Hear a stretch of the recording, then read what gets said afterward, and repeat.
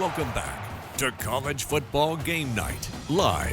It's been a rough start for Southern Oregon football since the team opened up the year with a 59-0 blowout win over Simpson. In the span of the last month or so, the Raiders have dropped 4 straight and now find themselves near the bottom of the standings. But there is one bright spot as SOU tonight faces the same exact team they beat a little bit more than a month ago. It's a rematch between the Raiders and the Red Fox, and so far through 2 quarters and 1 half, kind of looking like the same, at least in some areas, maybe different in some others. But one of the biggest difference is the score right now. SOU, of course, shut out the Red Hawks in the first meeting, but this time they only find themselves with a slim lead heading to the early portion of the second half. Now, while he couldn't make the trip over down to Simpson as well to catch this game, sports reporter Luke Doten joins us from Raider Stadium, where he's been keeping tabs on this game happening right now. Luke, let's start with the positives first in this game. That rushing attack, boy, what an improvement over the last couple of weeks from the Raiders tonight in that category.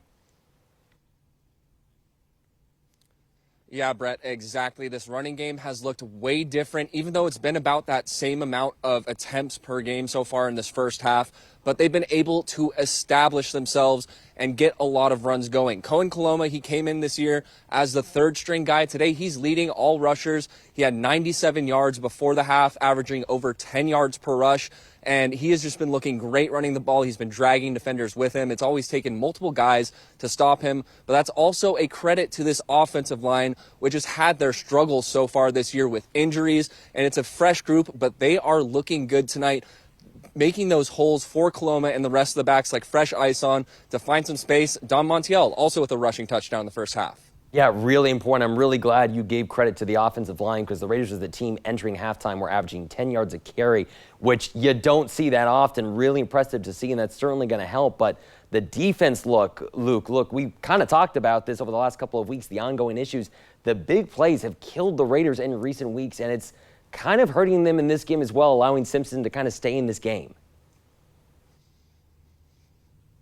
Exactly, Brett. You know, one moment you're seeing Gabe Foster tear through that offensive line and get a sack, break up a play, something like that, and then a minute later, it's a big play on 3rd down. We've seen several of those, including one of Simpson's touchdowns tonight, whether it's 3rd and 9, 3rd and 14.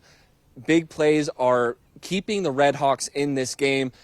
I honestly believe it should not be as close as it is. I think that's something that head coach Burke Brown and defensive coordinator Tyler Stinn probably talked to their guys during halftime, is we can't be giving up these big plays, especially on 3rd down. But other than that, they have looked really solid. You know, they're not letting them get a lot of yardage in these 1st down, 2nd down situations.